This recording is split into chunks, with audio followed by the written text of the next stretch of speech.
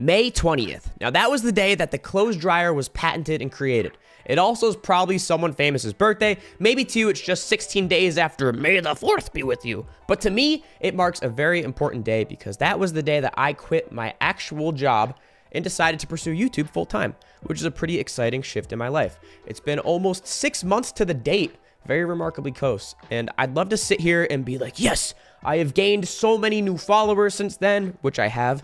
I've gained a lot of money since then. You know, lots of successes, and that's great. But the truth behind the matter and the reason for the video today is because I hate YouTube. Tough thing to say, you know, not all unicorns and rainbows as I expected. And I kind of want to talk about my position and how I got to where I am right now. So first and foremost, I want to talk about this. This is Halo Reach. This was a very popular game back in the day. I'm sure you guys all know Halo, but Halo Reach was the popular one back in like 2012. And that's when I started my YouTube channel, Chubbier Snail. A lot of you don't know this because most of my videos are privated.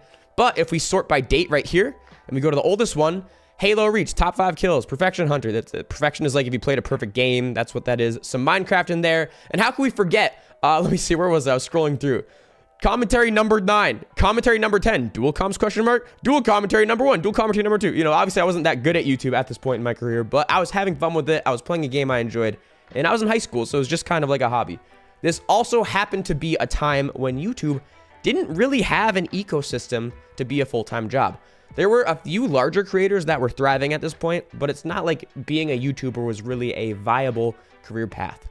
And so I decided to take the executive decision to quit video games and to quit YouTube when I went to college after I graduated high school.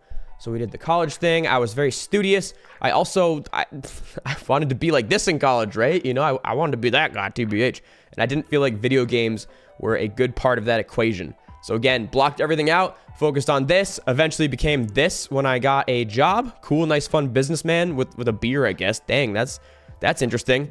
But anyways, that was my life. And after I did my, job here for a few years, I got to a point where I was like, honestly, I kind of want to re-explore YouTube. That dream never left me. I just kind of put it to the side for a little while. And so there was a lot of opportunity for me to do that. I kind of kept pushing it off. But then eventually something happened in 2019 that was a little bit funny, a little bit strange, a little bit devious, if you will. And this is COVID-19. I'm not sure if this is specifically COVID-19. It's just the image that showed up when I looked up COVID-19. But yeah, there was the pandemic. We were locked indoors. We were social distancing. And I stayed indoors for a while. I thought it was going to be kind of a short thing. You know, as we all learned, it went on for a while. And Christmas time 2020 was when I was like, you know what? I need a new hobby. This is when I'm going to actually do YouTube. And a few things happened all at once in that situation. So I got an Oculus Quest 2 for Christmas, which is like sick. Okay, awesome. Never asked for it, but I got it. And I also realized like, all right, this is the only new video game console I have in the past like 6 years. So maybe it's worthwhile for me to explore this as the content creation path I do, at least for a little while, right? So I hopped in my wonderful headset. Oh, that's COVID. Nope. And I found this game. This was one of the top options. This is Rec Room. There was virtual paintball in it. And to me, I was like, dang, it's like Halo, but you're in a VR headset. And I know it's kind of cartoonish, but like you get guns, you get to shooty people, you get capture the flag. That's sick. Those are my favorite Halo game modes. And I was like, what the heck? Let me jump into Rec Room and just see what this is about. So I played it. I enjoyed it. I noticed on YouTube that it was getting a lot of views from other content creators. And so it goes without saying that when I jumped into it, things went pretty well. These aren't my exact numbers, but it's a cool little chart I found on the internet, which is pretty damn close. I've been doing it for about 4 years now. I'm not quite at 100,000 yet, but I mean, 4 years getting up to like 86,000 subscribers. To me, I would describe that as a monumental success. That is a not normal career path. That is a very good one, and I was hyped. It was wonderful. I was on top of the world. Good stuff, right? And that was not all. It wasn't just the YouTube success. There were also other opportunities that were emerging for me, such as gaining acceptance to the Rec Room Video Partner Program. This program spawned, I guess you could say. It was created as I was a YouTuber, and so I was one of the first people invited to it. And this program they invited you to try out their new games early, so you get early access to stuff and get to give people early news updates, which is sick. They also give you a creator code, which is wonderful. So like people spend money in game using your code and suddenly you get paid. And also this opened up a community of bringing all the top creators a lot closer together. So I had a support network of friends, which is kind of cool, right? That's not all though. More opportunities kept rolling through, and we have Pavel's Gulag Ghetto. Now, this is sort of the culmination of all my hard work. Something I skipped over briefly was like, yes, I was in the video partner program for Rec Room. I started getting a lot of more VR-related sponsors for my channel, so that's money being paid towards me. But the magnum opus, I think, so far is a company called Mindwave VR approached me and said, hey, we want to co-create a game with you. We want your expertise. We want you to narrate it. We want you to market it for us. We're going to be partners here. This is going to be our combined game. And I mean, look at that. Like, this is no secret. I'm not like a small piece of the puzzle. It's co-developed by VR content creator Brandon Chubbier Snail Smith. That's fucking me. This is my fucking tweet. You know, I'm a real partner in this bitch, and they're taking my feedback seriously. It's such a cool thing to be a part of. I'm really, really proud of it. It's getting released very soon, so make sure you pick it up on Christmas time if it's available. But what went wrong, right? I just said I hated YouTube, and look at this. This next photo is a sad face to emphasize, like, yeah, honestly, I kind of hate where I am right now. In spite of all this success, I just lately have found myself really hating my position at the moment. And you know, like, what does that come from? Well, I think this picture perfectly describes how I feel right now at this present moment. The circle, and this is the square peg, right? You can't put the circle in the square peg. There's a circle peg, but no, this is me. I'm just like, and it's not going. And I had a moment recently where I realized it the most. So let me tell that story. We have, oh, not that yet. Where are we? Okay, here we are. Nice in order. Recently, I was in another Rec Room YouTuber's live stream, and they are one of the top creators in the Rec Room space. They invited me to participate in it, and I was happy to like be there for the stream. It was gonna be like 2 hours, whatever, no big deal. But as I was in that live stream, I found myself just like miserable. I remember, that's my main takeaway. I was in the stream, I was playing around, they were inviting guests onto the show to participate in the stream and like stream activities and play Rec Room together. And I just kept interacting with all these people, and I was just like, damn, I'm fucking miserable. This isn't fun. This is like the least fun I've ever had playing this game. And the reason being is like a lot of these people were younger. A lot of these people were just kind of like dicks. And like a lot of them were just like brain rotted, which, hey, that's okay. When I was younger, I was also brain rotted. I'm not better than anyone, but I'm older. I'm an older fucking person. I'm in my 20s. Like I'm up here, and I feel like the average participant was maybe like 10 to 12, maybe 13 years old.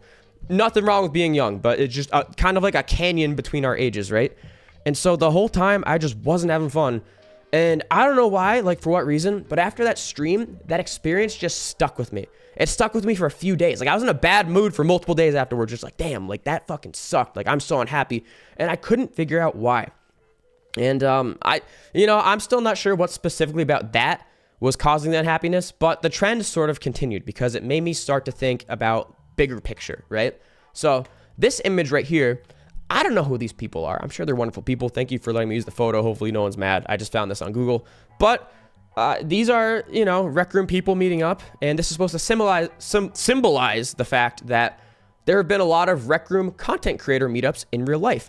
And a fun fact about me that I'm confident in is that I individually have met more Rec Room content creators than probably any other human alive on the planet. Like, period. I'm so confident in that fact. There have been meetups every few years in different locations hosted by different people doing different things, and I've been to almost all of them. Maybe even all of them, actually. I might have been to every single one of them, at least like the major ones. But I don't know, I've got to hang out with these people, and a consistent theme that I found, though, just being completely honest, is that although I'm not the oldest person there are people, there's like at least 5 people that are older than me, so like that might sound surprising to you, but I'm not the oldest person. However, I am much older than average. I would say that the average Rec Room content creator that has been attending these events is maybe 18 years old. Maybe 17, maybe 18, maybe 9. Like that sort of bubble, right? And there's also people that are younger than that, right? And some of those people travel with their family members. They're that young that they can't go anywhere alone without the family. Hey, you know what? Stranger danger is great. I'm in support of that, but I'm just sort of observing the fact that like I'm a grown-ass man and I'm going to events with people that can't travel alone because they're that young. Like that's strange. It's not like a Diddy party. There's no Diddy party weird stuff going on. I want to be clear, all right? There's nothing like that kind of strange happening, obviously. But still, just the fact that the colleagues in my space are so much younger than me You know, it's just something that I also think about. I think there's a pretty big maturity gap between some of us as well. And like sometimes at these events, I like am just in the group and I have to step away because I'm like, holy shit, like I have a headache. Like if I have to hear, oh my God, if I have to hear more brain rot, one more fucking time. Brain rot's a little funny. I know I do it a little bit, but when it's people in real life doing it and it's nonstop and it's unrelenting, I'm just like, Jesus Christ, I have a headache. I need to fucking back up because this is, oh my God, I'm losing my mind. But continuing down this theme, okay, overall, so I didn't have fun in that Rec Room live stream with like one of the biggest creators in the space whose audience represents the typical Rec Room YouTube audience. I didn't like being around the Rec Room YouTube audience. I find myself a little bit facing a maturity gap when I'm hanging out with fellow colleagues in the creator space. But also, overall, most of all, I just don't fucking have fun playing Rec Room anymore. And this is nothing against the game. Nothing against them at all. They've been so wonderful to me. I am so honored and flattered to have worked with them and to continue to work with them in some capacity. But like, I've been playing the same shit for 4 years. And yes, there's been updates, but like, I don't know any game I've been playing for 4 years, right? I'm just kind of bored out of my fucking mind, you know? And I also say this, I feel like VR as a whole is just like a bunch of younger aged people right now that are getting online, and it's not Rec Room's fault. I'm not saying they're targeting younger people, and that's not even a bad thing to do. It's just like, if I go on Rec Room, the average person I'm going to see is probably fucking 14. And like, why? I would never hang out with a 14-year-old. That's not a fun thing to do. I'm not like seeking this out in real life. That's, you know, so why would I do it online? It almost feels like babysitting whenever I go in a public lobby. Threw a lot at you there. But kind of this is the grand takeaway, is that I have not been having too much fun in this specific niche. And so you might be thinking, okay, that's fine, you know, add some variety to your life, branch out, take what you've built and kind of expand out a little bit. And I think the common sense way people would typically do that is say, hey, you're playing VR, why don't you try out a different similar VR game? Now, the issue with this is Meta's most popular games chart right now on the MetaQuest website. You'll see, okay, Gorilla Tag. This is a social game with an incredibly young audience. Rec Room, social game with incredibly young audience. Roblox, social game with incredibly young audience. Animal Company, social game with incredibly young audience. Yeeps, social game with an incredibly young audience. Are you getting the trend here? Most VR experiences, a vast majority of them, I would say, that are popular are social games with young audiences, and that's just different than the old world of video games. You know, or not even the old world of video games, just non-VR games. Yes, there's social elements, of course, but I feel like VR is just uniquely you getting in person and hanging out with a bunch of children. And it's just like weird. I don't want to do that. That's not why I did YouTube. I don't want that to be my brand. That's not the audience I want to cater to. It's just strange to me. And also, like, a biggest point of all that I haven't mentioned yet, VR fucking sucks sometimes, okay? For content creation specifically. Now, I'm frail. I'm a frail person. I get motion sick in cars. Same in VR. If I'm in VR for too long, I get motion sick. So it's like every time I'm recording a video, I'm fighting off the urge to puke, which is just a miserable experience at times. Now, if I played a game for a while and you get used to it, that's fine. But like, you know, a brand new game, usually I'm nauseous after like 30 minutes. The other issue is being a VR content creator is so much harder than just like a flat screen gaming person. Because if I want to record VR content, it's like, okay, put on my headset, plug in the external microphone, make sure it's hooked up to my computer. Now I got to hook up the headset to the computer. Now I got to go in and change settings because they don't fucking save for some reason. You have to go in and manually update settings, number one.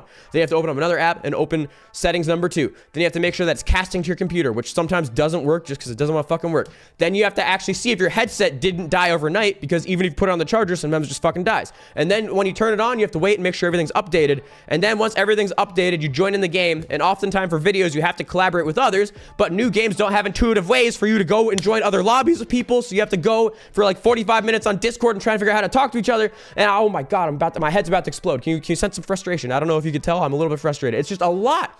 But like with flat screen stuff, all you do is, I'll show you, ready? Sit down on computer, press button, record, and you're on. And it's like, fuck, man. It's just so much wasted effort every time I'm doing something. And it just gets frustrating. I wish for a simpler system in the future. And, you know, so all these things in mind, all this is to say that, like, I don't think VR is the direction I want to be heading in the future. I'm not abandoning VR. I want to be clear. I have 4 fucking headsets. I've been playing it for years. There are experiences that are fun every once in a while, and I'm not like, you know, hard shifting, but I do want to shift to something else. And that's where my dilemma comes into play. I have built out this elaborately, you know, this deep deeply invested brand in the VR space. My sponsors are VR companies. My in-game codes are for VR products and companies. My source of income to pay my bills and to pay my editing team all comes from VR. And yet I don't want to do it anymore. And that is a hell of a problem. Really is a hell of a problem. And you might ask yourself, okay, like, how are we going to fix it? That's certainly what I'm asking myself. How am I going to dig myself out of the situation? And the answer is, I don't know. You know, on one hand, you might say, okay, Snail, why don't you just start making videos on topics you care about? Why don't you just completely transform the Chub Your Snail brand? And one issue with that might be that, you know, if I do that, I'm cutting off all my sources of income because all the sponsors are going to be like, you don't even play our shit anymore, so goodbye. Which is fair of them to do. Completely fair of them to do. Another thought could be, maybe I make another side channel, right? And the side channel is making the content I want to make, and I still keep Chub Your Snail afloat. And it's kind of sad because I love the brand Chub Your Snail, and like I have my hoodie and I have my shit, and I want to keep that as like my main channel. But you know, maybe I have to be responsible business wise and just make a separate channel and keep doing both.